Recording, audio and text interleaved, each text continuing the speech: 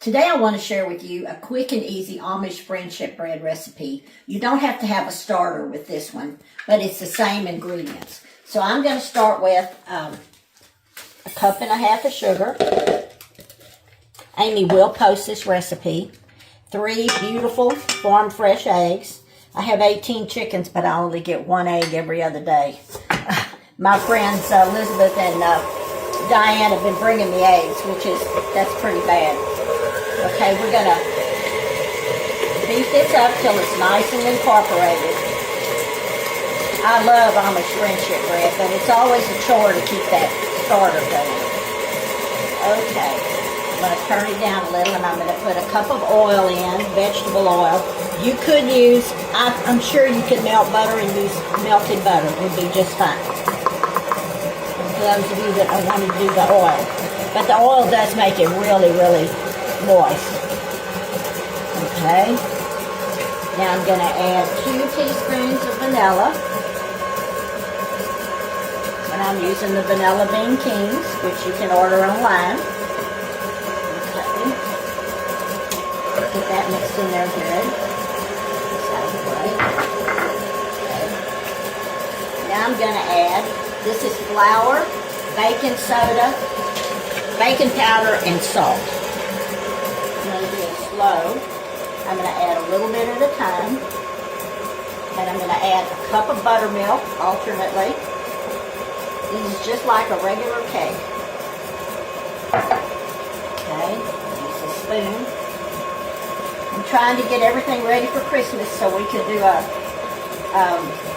home tour video. And believe it or not, I haven't got a tree yet, but that's what I'm going to do after I do this cake. I always use a fresh tree because I don't know, I guess we kind of grew up, that's one of the things I remember as a child was the Christmas trees, and they were at the grocery store then. You didn't go to Lowe's or a Christmas tree place.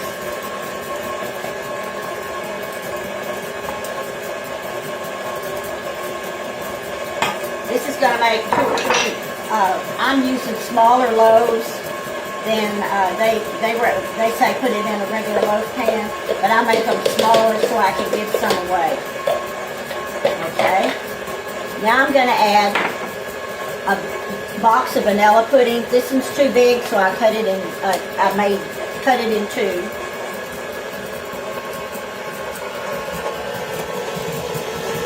Okay. I think that's pretty much it, but I need to stir down the sides. What's that? That is the cinnamon sugar that goes on top. Ah. And look at Amy. Well, I didn't want you to miss something. Yeah. And then we're also going to put cinnamon in between the loaves, too. Okay, let me get my spatula. I always try to get everything out so y'all don't have to watch me walk around my kitchen looking for stuff.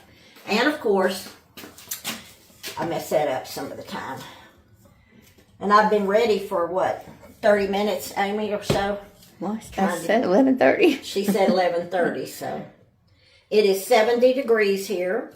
Tomorrow it's going to get even higher than 70, like 75. And then tomorrow night, we're getting a big old cold front, excuse me, that's going to bring us down to almost freezing, or probably will freeze. So I'm going to pick all my tomatoes. I'll send y'all a picture. I'm going to pick all my tomatoes and that are turning, and then save, and then try to cover them up and save them. So who knows? You never know. Okay, so we're going to fill this about halfway, and then halfway down the counter.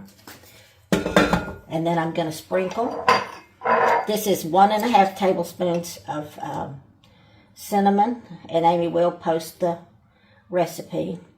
So I'm going to split this between maybe 3 pans. Okay. Then we'll put the rest of this on here. On the top.